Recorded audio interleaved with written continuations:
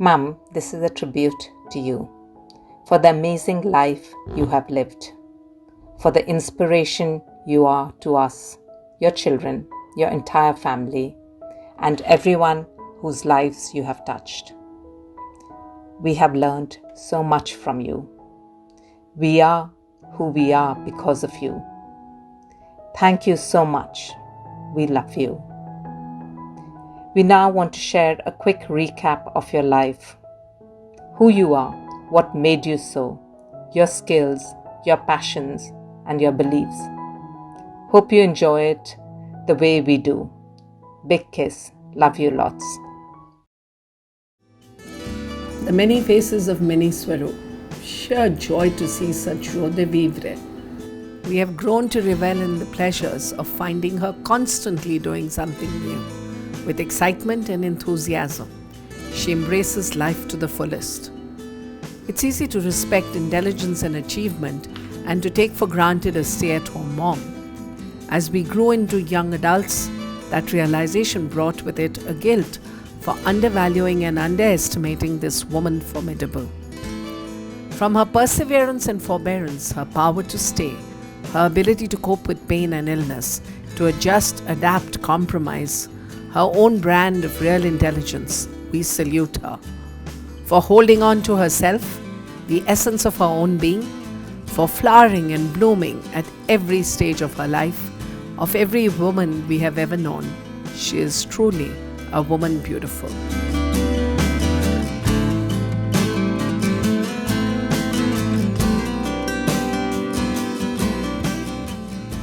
सबसे पहले की बात मुझे ये याद है कि मेरा ख्याल मैं फर्स्ट में होंगी कब है कि my father he was on a transferable job. School में सेकंड के बाद थर्ड फोर्थ में मैं मेरठ में रघुनाथ कॉलेज में गई।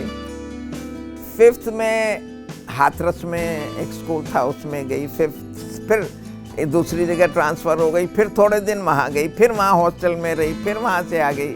फिर सेवन्थ में अलीगढ़ में आई टीकाराम गर्ल्स इंटर कॉलेज में। वहाँ पे भी जब ट्रांसफ़र हो गया तो फिर मुझे हॉस्टल में छोड़ दिया। उसके बाद फिर वहाँ से हम आ गए बुलंदशहर। बुलंदशहर में मैंने 7th क्लास पास कर ली। फिर वहाँ से आगरा ट्रांसफ़र हो गई। फिर वहाँ पे आके दयाल बाग कॉलेज में राधा स्वामियों का था, वहाँ से मैंने 8th पास करी।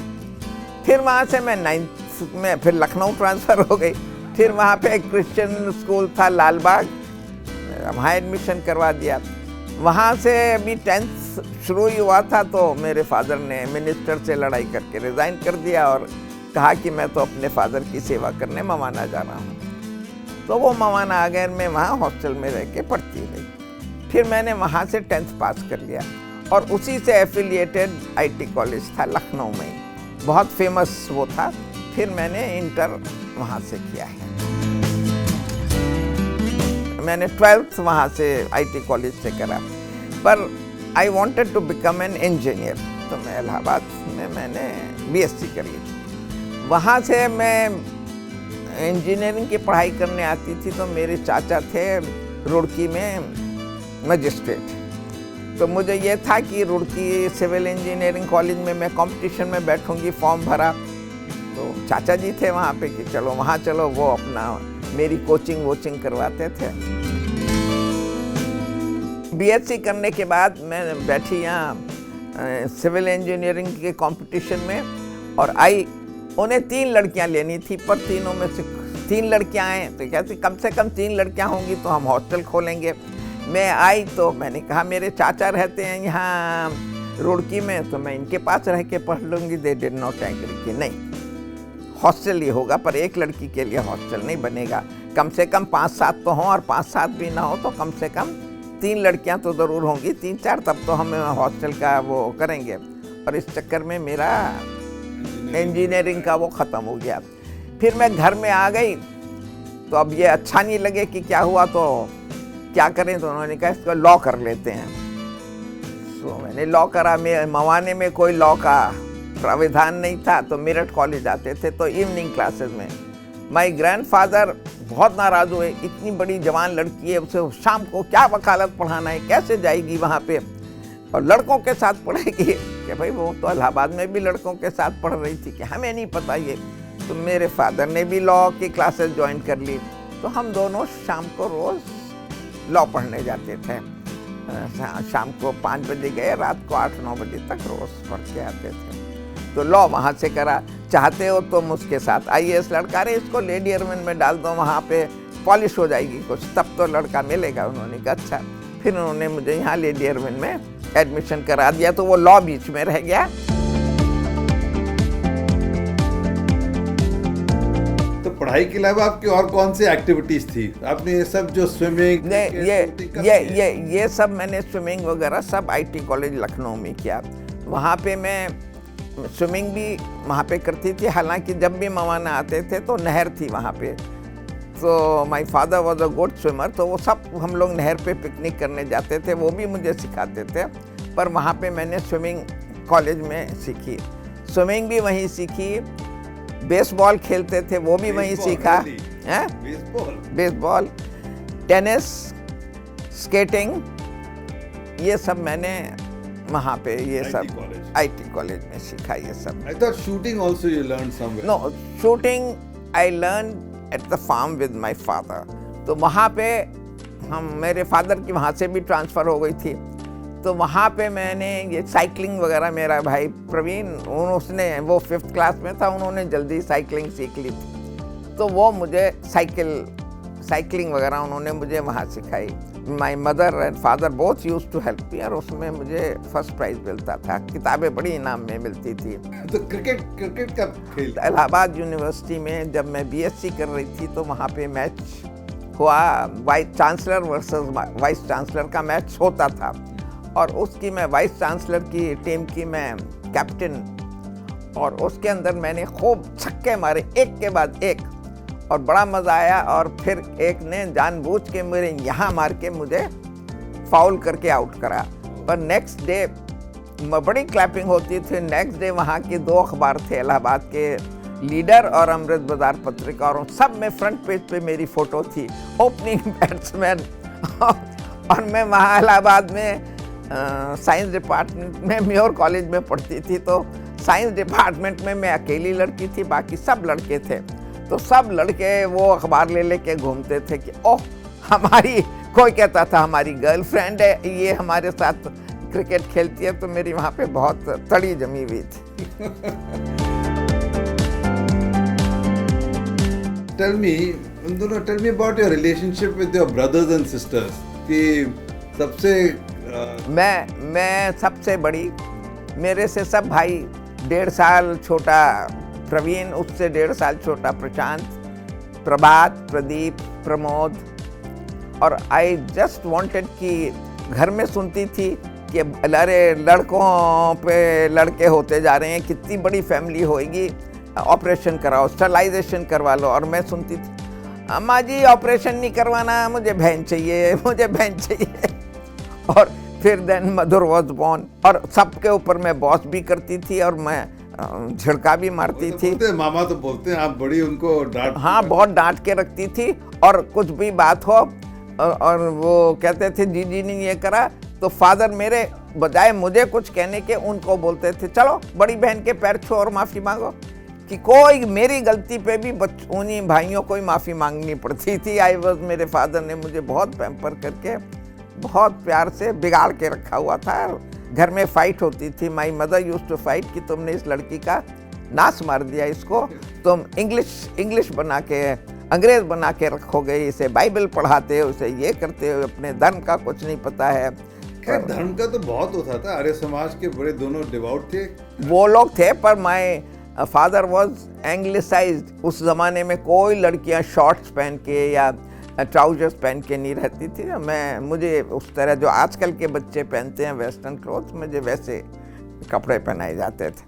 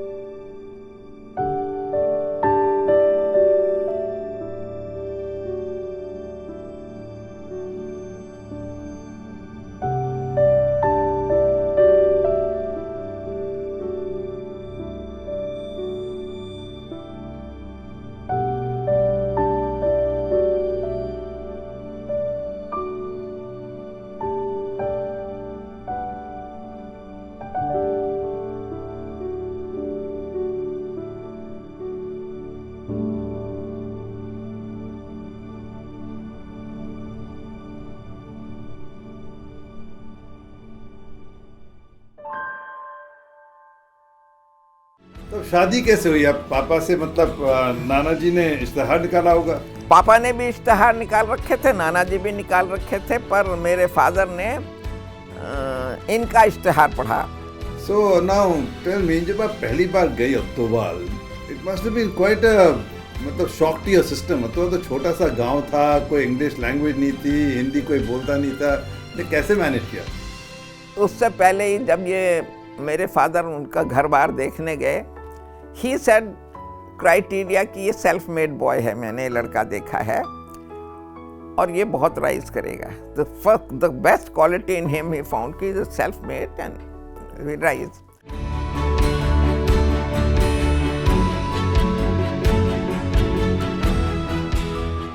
तो देख दाख के आ गए। तो मेरे फादर इन लॉ ने और इनके छोटे भाई थे हु इज नोन एज ओमी चाचा, वो चिट्ठियाँ उनके बिहाफ पे वो लिखते थे। उनको पढ़ना लिखना नहीं आता था इनके पेरेंट्स को, तो उनसे लिखवाया कि लड़की का बाप आया था, वो कुछ बोल रहा था, हमको ना उनकी बोली हम समझे ना हमारी बोली वो समझे। वो लड़की आएगी वो भी तो ऐसी होएगी, तो ऐसी बहू का हम क्या करेंगे। तो इन्होंने कहा अच्छा कि कोई बात नहीं, मैं उसको सिखा लूँगा। तो फिर इन्होंने चिट्ठियाँ लिखनी शुरू कर दी। तो उसमें मुझे पंजाबी के वर्ड्स की, उसकी ये हिंदी होती है, उसकी ये इंग्लिश होती है, काफ़ी कुछ। पर जब मैं गई तो मुझे बहुत डिफ़िकल्टी हुई। मैं 15 दिन रह के आई, पर इनके छोटे वाले भाई जो ओमी चाचा हैं वो बीएससी कर रहे थे, बीए, तो उन्होंने बहुत इंग्लिश में हिंदी में हेल्प करी।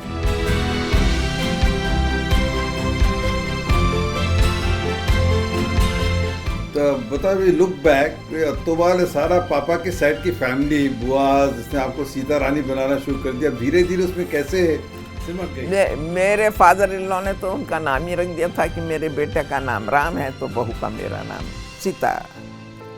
और मदर इन लॉ मुझे बहू कहती थी। एक मेरी सबसे बड़ी नंद थी, वो भी मुझे सीता रानी बोलती थी।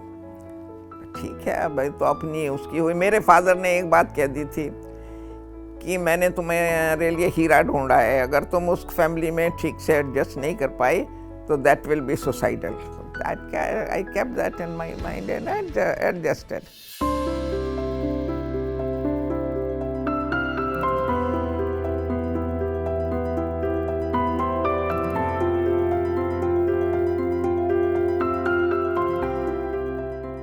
पापा की पहली पोस्टिंग कहाँ थी जब आप मतलब Ajmer he was in railways. तो आप अजमेर गई फिर पापा की ट्रांसफर हो गई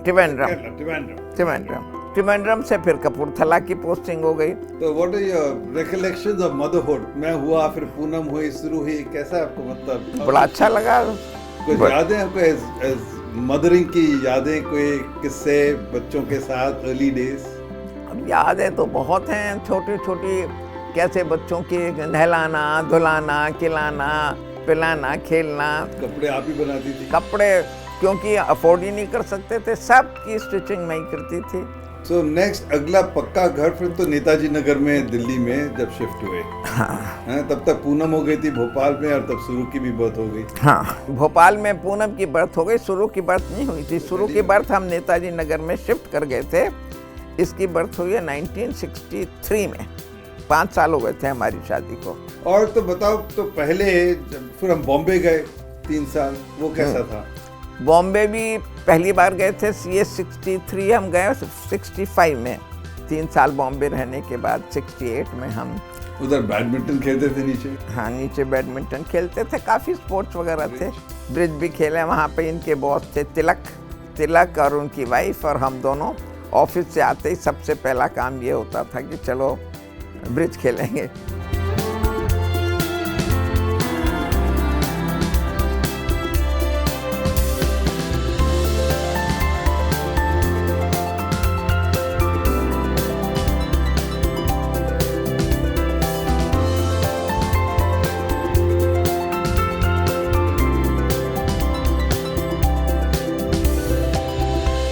चलो मूविंग टू द 1970s, तो फिर व्हेन वी केम बैक, पहले तो 3-4 साल नेताजी नगर, फिर चाणक्यपुरी, तो वो 10 साल, अगले जो 10 साल, वो तो काफ़ी डिफरेंस हो गया था तब तक। हाँ, नहीं डिफरेंस हो गया था, पर फिर भी आप सब लोग पढ़ रहे थे, आप पढ़ रहे थे, पूनम शुरू सब स्कूल में थे, कॉलेज में जाने लगे थे। इट वॉज क्वाइट डिफिकल्ट, घर का गुजारा नहीं चलता था। तो मैंने वहाँ राज क्रिएशन में बुटीक थी फ्रेंड, उनके साथ हेल्प करी। वहाँ मैंने 10 से 2 बजे तक जाकर उनकी राज सुनेजा की हेल्प करती थी। तो पहली बात मतलब 3-4 साल किया आपने वो बुटीक में काम? 7 साल।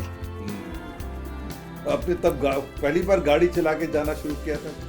हाँ, पापा को तो पेट्रोल की बहुत शॉर्टेज भी थी और बजट नहीं अलाउ करता था, तो ट्रेन से जाते थे।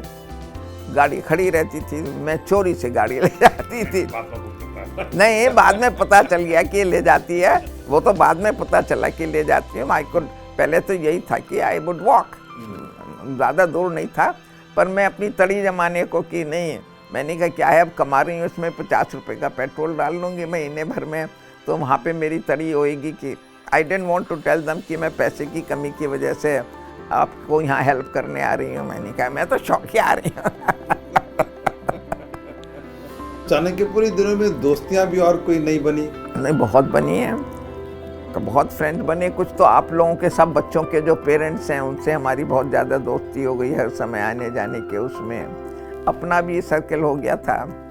लेकिन आपने यूरोप में बहुत ड्राइविंग हॉलीडेज भी करी, क्या करिए, तो कौन सी कंट्री आपको सबसे पसंद आई जो आपको याद है कि? सारी कंट्रीज अच्छी थी, पर स्विट्जरलैंड वाज ब्यूटीफुल। और उससे पहले भी मैं एक बार, जब मेरे भाई को प्रदीप मामा रेल उसमें एयर इंडिया में आ गए, तो उनको पासेस मिलते थे। तो मेरी बहन यहाँ लंदन में, मधुर बहुत बीमार थी, इनका ऑपरेशन हुआ था, हुआ, तो मैंने कहा इसको देख के आऊँगी। तो मैंने फर्स्ट पास उनसे लेके अवेल करा और मैं पास लेके यहाँ आई। कभी सोचा नहीं था कि हमारी लंदन भी पोस्टिंग हो सकती है। तो उस समय मैंने कहा अब आई हूँ तो मैं यूरोप भी घूमूंगी। मैंने कॉस्मोस का ट्रिप लेके सारा यूरोप अकेले, पर वो ग्रुप में था और लोग भी थे, पर वो मैंने वो किया, दैट वाज। और उसमें बड़ी सब लोग, अकेली इंडियन लड़की अकेली मैं ही थी। और तब वहीं पे मुझे खूब शौक पड़ा सज बन के, मैचिंग कपड़े, मैचिंग साड़ी के में सब लोग बड़ी तारीयां करते थे अंग्रेज लोग की, कितनी अच्छी लग रही है, कितनी अच्छी लग रही है।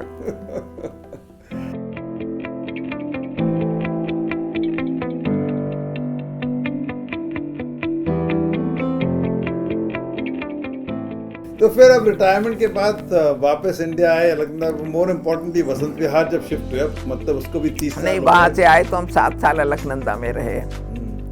तो ये 3-4 साल ये मकान बनने में लगे। जब ये मकान बन गया then we shifted here in 1904। तो 94 से हम यहाँ रह रहे हैं। तो अब बताओ, पिछली क्वार्टर सेंचुरी में तो मतलब आपकी ज़िंदगी बहुत तरह तरह से बदल गई।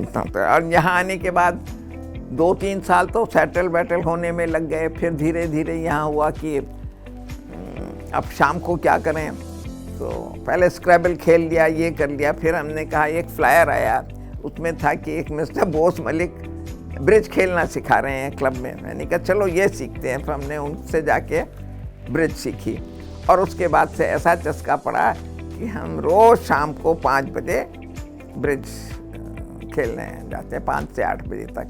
लाइफ पैटर्न हमारा चेंज हो गया। और सिर्फ वंस अ वीक में लेडीज़ आर्य समाज में जाती थी। इतने अच्छे मंत्र बोलती हो, ये करती हो। फिर मैंने 1 दिन 2 दिन गई, फिर मैंने कहा मैं नहा धो के बस जो हुआ, तो मैं उसके बाद से रेगुलरली आर्य समाज में आने लगी। और इस आर्य समाज से मुझे बड़ा प्रोत्साहन मिला, मेरी लाइफ में बहुत चेंज आया। मम्मा बताओ कि आप बोलते बचपन में तो आप एंग्लिसाइज थी, आप घर के वो, आप ये सारे मंत्र सीखे कब और कैसे सीखे कि आपकी इतनी अच्छी याददाश्त है? मंत्र की बात यह है कि माय मदर वो कट्टर आर्य समाजी। घर में रोज़ हवन होता था। जब हमारे पास आती भी थी अगर 5, 7, 10 दिन को रहने को, तो वो कहती थी कि हवन करो। हॉस्टल से मवाना आती थी तो मेरी मदर बड़ी फादर से नाराज़ होती थी कि इस लड़की को तुमने ईसाई बना दिया, विलायती बना दिया, ये कुछ नहीं करती है, चलो आर्य समाज चलो, वहाँ जाके बोलना। माइक वाइक तो होते नहीं थे कि बोल गायत्री मंत्र बोल।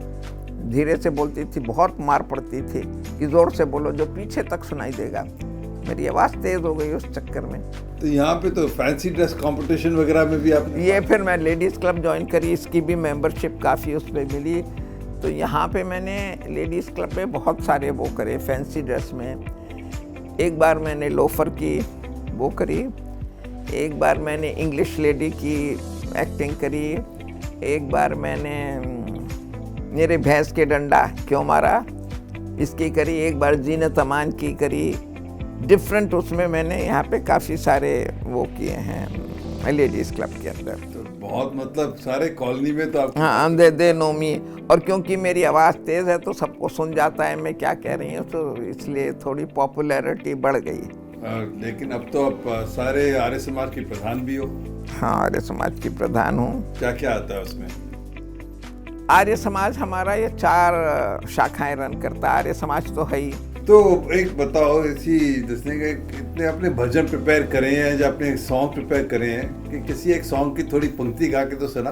सारे जहां के मालिक तेरा ही आसरा है, राजी है हम उसी में जिसमें तेरी रजा है।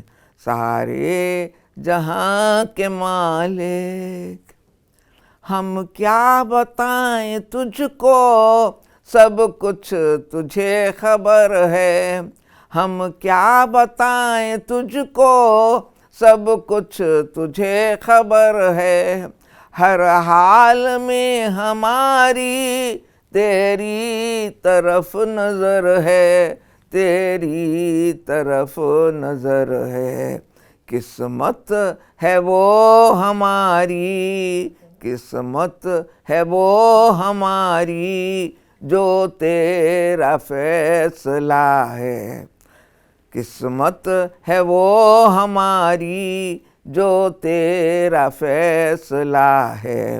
राजी है हम उसी में जिसमें तेरी रजा है। सारे जहां के मालिक। शाबाश, वेरी गुड वेरी गुड। मम्मा बताओ, तो बोले आप 86 की हो गई। As you look back at your life, what is your definition of success? कि आपको लगे कि मतलब when you look back, what are you proudest of की achievement की, या generally what is the definition of success? I think I am very successful in life. सबसे पहले जैसे भी सर्कमस्टेंसेस में से निकले, कहाँ गांव में से योर फादर और me, Mawana is also small town, not पक्का विलेज, पर ऐसे उसमें से लाके कैपिटल के वसंत विहार जैसी कॉलोनी में आके हम रहने लगे। बहुत बड़ी बात है। इसके बाद जहाँ पे तुम रह रहे हो, तुम्हारी संतान इतनी अच्छी है, सब जानते हैं, वेरी पॉपुलर, वर्ल्ड वाइड जानने वाले बच्चों के नाम हैं और बहुत लायक हैं, लविंग हैं, अफेक्शनेट हैं, सेवा करने वाले हैं। जिस सोसाइटी में मैं रहती हूँ उस सोसाइटी में सब बहुत मान देते हैं सब जगह, तो इससे बड़ी सक्सेस और क्या है। और मन को संतोष है, मन को सुख है, कहीं ये नहीं फील होता कि हमें ये कमी है, हमारे पास ये नहीं है, हमारे पास ये होता। बिल्कुल सेटिस्फाइड लाइफ है, तो इससे बड़ी सक्सेस और क्या है। आप ये बच्चों को जो पढ़ाती हो, ये जो मन में आपका है कि देने का, कि कर दो किसी के लिए बच्चों को, ये बात मुझे नहीं पता कहाँ से आई है। अपने लिए हो ना हो, अपने आप खाना खाओ ना खाओ, दूसरों को खिला दो। क्या नहीं है तो क्या है, अगर हम दूसरों के लिए कुछ कर देते हैं तो वो जिंदगी का सबसे बड़ा सुख है। अगर हमने किसी को बना दिया है, यू फील वेरी हैप्पी। जो हमारे पास सर्वेंट्स रहे हैं उनकी सब गलतियां माफ़ करा के वो सब अच्छी अच्छी पोस्टों पे चले गए, अच्छे अच्छे उस पे चले गए, तो ये बहुत बड़े सुख मिलता है जान के कि अच्छा हमने किसी के लिए कुछ किया है। फैमिली के लिए भी, एक्सटेंडेड फैमिली के लिए भी। हाँ, एक्सटेंडेड फैमिली। क्या व्यूज है फैमिली और फैमिली की इम्पोर्टेंस की? मुझे बहुत अच्छा है फैमिली, मुझे एक्सटेंडेड फैमिली बहुत अच्छी लगती है।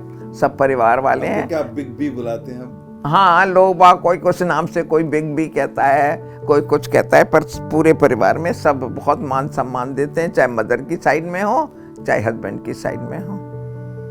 कभी किसी ने बुरा नहीं चाहता, बहुत रिस्पेक्ट है। तो ये सक्सेस ही है, इससे ज़्यादा सक्सेस और क्या होगी। बताओ, आप अगर बच्चों को, फैमिली को, औरों को, कम्युनिटी को मैसेज दोगी कि कैसी ज़िंदगी जीनी चाहिए और कैसी प्रेरणा करनी चाहिए, तो क्या बोलोगी?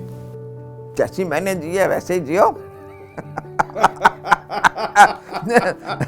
थोड़ा है, थोड़ा खा के भी अच्छा हो, दूसरों का भला करो, जितना किसी के लिए कर सकते हो कर दो।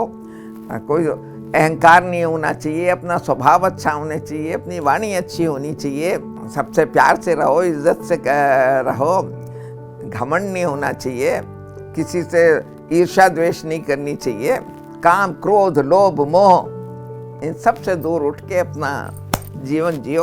और प्रभु को हर समय याद रखो, जिसने ये सारी सृष्टि बनाई है, जिसने सारी दुनिया बनाई है, जिसने हमें जन्म दिया है, हमारे माता पिता को जन्म दिया है और हमारे थ्रू हमारे बच्चों को जन्म दिया है। तो अपना लास्ट मैसेज अपने बच्चों के लिए, शुरू पूनम के लिए, कोई मेरे लिए कोई स्पेशल मैसेज? बहुत प्यार मोहब्बत से रहना और ऐसे ही रहना, ईश्वर का धन्यवाद मानते हुए रहना। कभी घमंड मत करना किसी चीज़ के कि हम इस चीज़ का घमंड है क्या है। बिल्कुल अपने आप को एक ऑर्डिनरी इंसान बन के लोगों का परोपकार करो, जितना किसका भला कर सकते हो। जो नीडी है, जो ज़रूरतमंद है, उसकी सेवा कर सकते हो तो करो। रही न रही हाँ